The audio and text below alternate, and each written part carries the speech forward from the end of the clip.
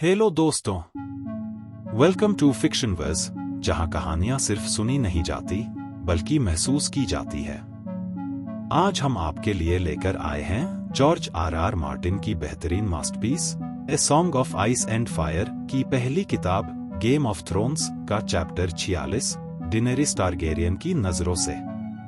इस चैप्टर में हम देखेंगे कैसे डेनेरिस एक नई जिम्मेदारी और एक अनजानी ताकत के बीच अपने बच्चे के लिए लड़ रही है। इस कहानी में आप उसकी ताकत, उसकी उम्मीद और उसके भीतर छुपे ड्रैगन के खून को महसूस कर पाएंगे। तो चलिए बिना देरी के शुरू करते हैं डेनेरिस की इस साहसिक और दिल छू लेने वाली यात्रा को। ठंडी होती शाम की हवा में कच्चा धधकता हुआ दिल भाप छोड़ रहा था जब खाल ड्रोगो ने उसे डेनेरिस के सामने रखा, कच्चा और खून से लथपथ। उसके दोनों हाथ कोहनी तक लाल हो चुके थे। पीछे उसके खून के सवार घुटनों के बल रेत पर बैठे थे। उनके हाथों में पत्थर की धारदार छुरियां थीं और उनके सामने पड़ा था एक जंगली घोड़े का शव। उस घोड़े का खून मशालों की टिमटिमाती नारंगी रोशनी में लगभग काला दिख रहा था। मशालें गड्ढे की ऊंची चाक की दीवारों के चारों ओर जल रही थी। डेनेरिस ने अपने पेट के उभरे हिस्से को हल्के से छुआ। माथे पर पसीने की बूंदें चमक रही थीं और धीरे धीरे नीचे बह रही थी। उसे महसूस हो रहा था कि वाइस दोथराक की बुजुर्ग औरतें, वे झुर्रियों से भरे चेहरे और चमकती काली आंखों वाली प्राचीन क्रोन्स, उसकी हर हरकत पर नजर रख रही हैं। उसे किसी भी हाल में डर या घबराहट नहीं दिखानी थी। मैं ड्रैगन का खून हूं, उसने खुद को याद दिलाया और दोनों हाथों से उस घोड़े का दिल उठाया, उसे होंठ तक लाया और अपने दांत उसके सख्त रेशेदार मांस में गड़ा दिए। गर्म खून उसके मुंह में भर गया और थोड़ी से बहकर नीचे टपकने लगा। स्वाद इतना तीखा था कि गले में उल्टी सी आने लगी, मगर उसने खुद को मजबूर किया कि चबाए और निगले।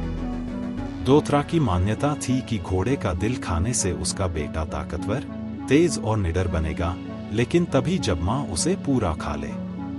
अगर वह खून पीते पीते घुट गई या मांस उगल दिया तो शकुन अच्छे नहीं माने जाते। बच्चा मरा हुआ जन्म सकता है, या कमजोर, विकृत, या फिर लड़की हो सकती है। उसकी दासियों ने उसे इस रस्म के लिए तैयार किया था। पिछले 2 चांद से मां बनने के शुरुआती दिनों की मतली झेलते हुए भी उसने आधा जमे खून के कटोरे पीने की आदत डाली थी। इरी रोज उसे सूखे घोड़े का मांस चबाने पर मजबूर करती जब तक उसके जबड़े थक न जाए। और इस रस्म से एक दिन और एक रात पहले उसने खुद को भूखा रखा था ताकि भूख उसकी मदद करे इस कच्चे मांस को अंदर रखने में। जंगली घोड़े का दिल पूरा मांसपेशियों से भरा था, जिसे डेनेरिस को दांतों से तोड़ना पड़ रहा था। हर टुकड़े को लंबे समय तक चबाना पड़ रहा था। वाइस दोथराक की पवित्र सीमाओं में मदर ऑफ माउंटेन्स की छाया तले स्टील का कोई सामान लाना मना था, इसलिए उसे दिल को दांत और नाखूनों से ही फाड़ना पड़ा। उसका पेट मचल रहा था, उल्टी जैसे हर पल बाहर आने को थी, मगर वह लगी रही। उसका चेहरा कभी कभी दिल के फटते खून से इस कदर लथपथ हो जाता जैसे कोई लाल रंग का विस्फोट हुआ हो। खाल ड्रोगो उसके ऊपर खड़ा था, चेहरा उतना ही सख्त जितना कांसे की ढाल। उसकी लंबी काली चोटी में तेल चमक रहा था, मूंछों में सुनहरे छल्ले जड़े थे, चोटी में सुनहरे घुंघरू और कमर पर ठोस सोने के भारी मेडलिनों की बेल्ट, मगर सीना नंगा था। जब भी डेनेरिस की ताकत कमजोर पड़ती, वह उसकी तरफ देखती और चबाती, निगलती, फिर चबाती, फिर निगलती। अंत के करीब उसे लगा कि ड्रोगो की काली बादाम सी आंखों में गर्व की हल्की सी झलक थी, मगर वह पक्के तौर पर नहीं कह सकती थी। खाल का चेहरा अक्सर अपने भीतर के विचारों को नहीं दिखाता था। आखिरकार यह खत्म हुआ। उसके गाल और उंगलियां खून से चिपचिपी थीं जब उसने आखिरी टुकड़ा निगल लिया। तभी उसने बुजुर्ग औरतों की ओर देखा, दोष खालिन की क्रोन्स की तरफ। खालक का दोथरा मारन्हा, उसने अपनी सीखी हुई सबसे अच्छी दोथराकी में कहा, मेरे भीतर एक राजकुमार सवार है। यह वाक्य उसने अपनी दासी चीकवी के साथ कई दिनों तक अभ्यास किया था। सबसे बुजुर्ग क्रोन जो झुकी हुई सूखी लकड़ी जैसी पतली और एक काली आंख वाली थी, उसने अपने हाथ ऊंचे उठाए। खालक का दोतरा, वह चीखी, राजकुमार सवार है, वह सवार है। बाकी औरतों ने एक स्वर में उत्तर दिया, राख राख राख हाज। लड़का लड़का, एक ताकतवर लड़का। अचानक कांसे की घंटियों की झंकार गूंज उठी। एक गहरी आवाज वाला युद्धंगाड़ा लंबी भारी ध्वनि में बजा। बुजुर्ग औरतें मंत्र गाने लगी। उनके रंगीन चमड़े के बनियानों के नीचे तेल और पसीने से चमकते उनके झुके हुए स्तन आगे पीछे झूल रहे थे। उनके हिजड़े सेवक सूखी घास के गट्ठर एक बड़े कांसे के हवन कुंड में डालते और सुगंधित धुएं के बादल चांद और तारों की ओर उठने लगे। दोथराकी मानते थे कि तारे वास्तव में आग से बने घोड़े हैं, एक महान झुंड जो रात के आकाश में दौड़ता है। धुआं ऊपर चढ़ता गया, मंत्र धीरे धीरे थम गए और वह एक आंख वाली क्रोन अपनी आंख बंद कर धुएं में भविष्य देखने लगी। मौन ऐसा छा गया कि डिनेरिस को दूर कहीं रात के पंछियों की पुकार, मशालों की सिसकारियां और झील का हल्का सा लहराना सुनाई दे रहा था। सभी दोथराकी रात जैसी गहरी आंखों से उसे देख रहे थे, इंतजार में। खाल ड्रोगो ने डिनेरिस के हाथ पर अपना हाथ रखा।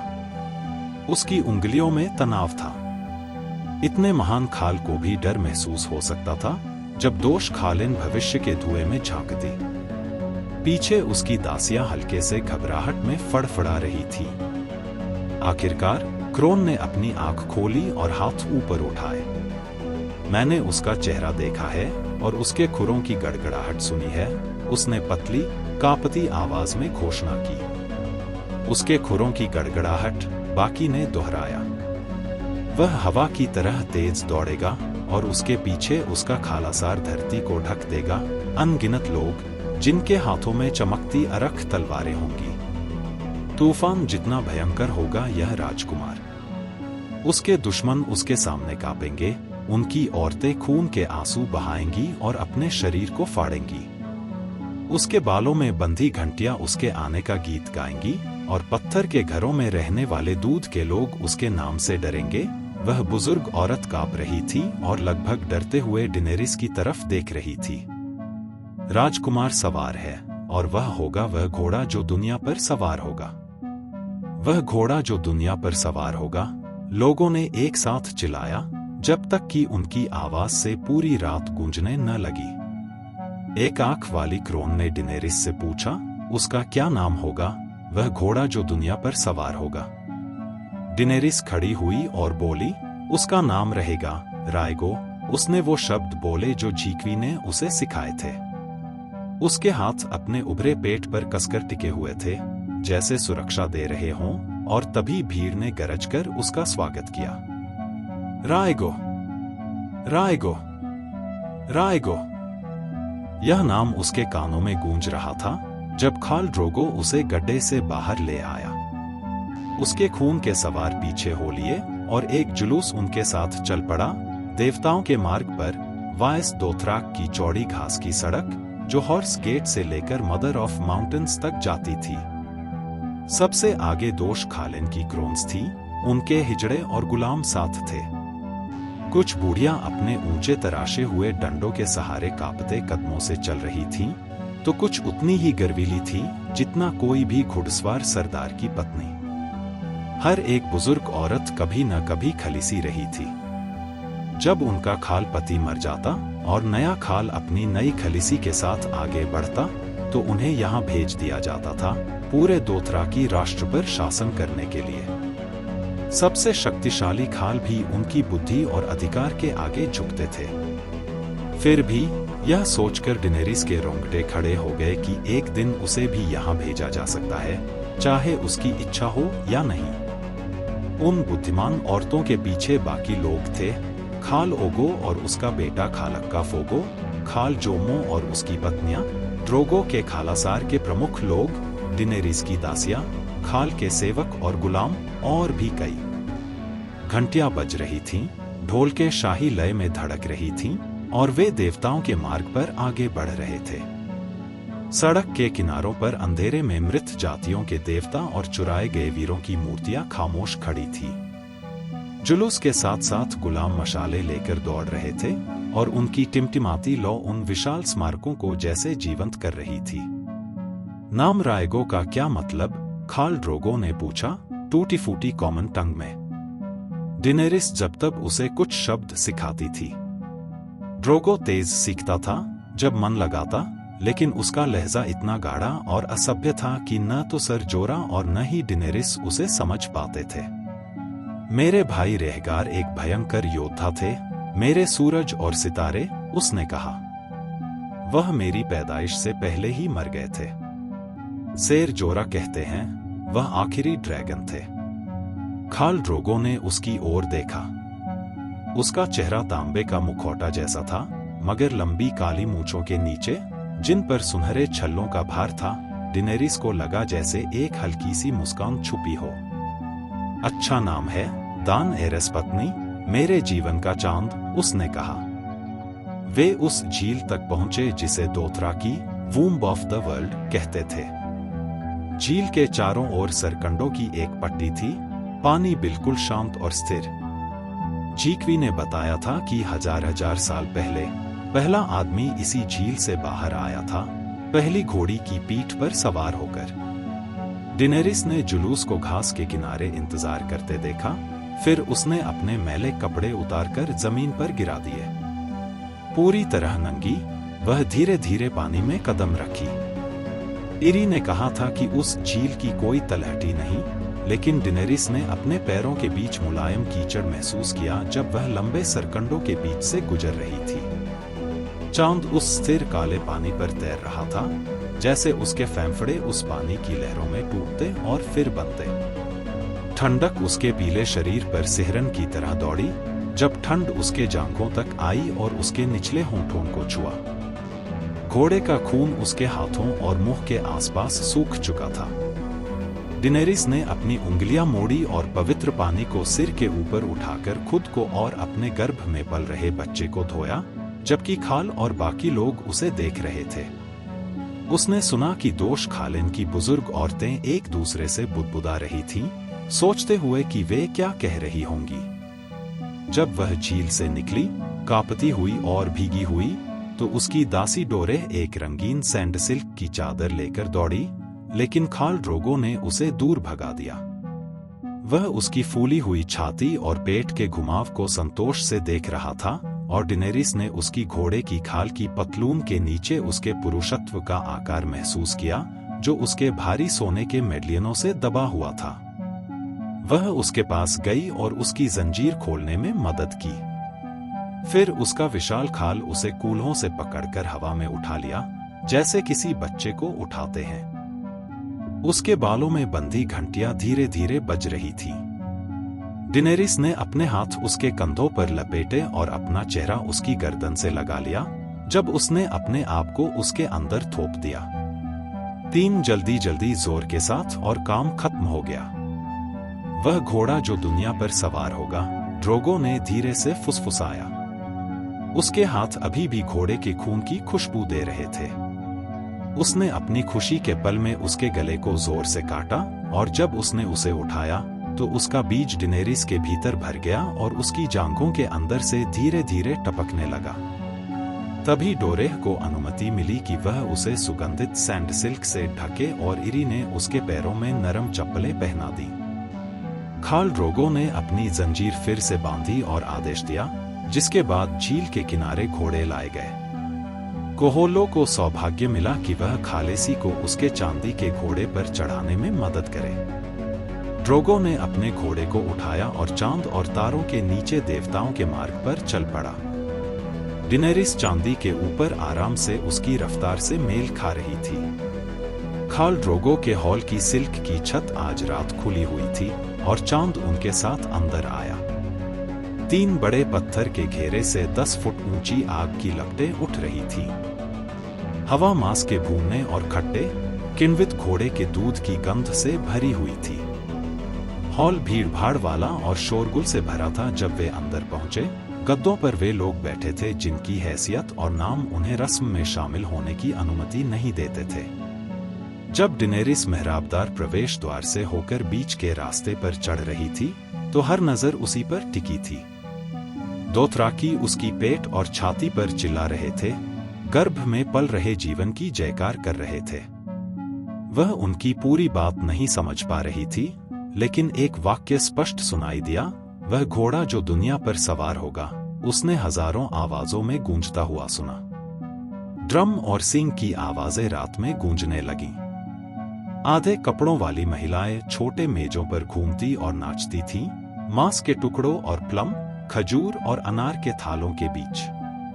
कई पुरुष खट्टे घोड़े के दूध के नशे में थे, फिर भी डेनेरिस जानती थी कि आज रात कोई अरख नहीं टकराएगा, क्योंकि यहाँ पवित्र शहर में तलवारें और खून बहाना मना था।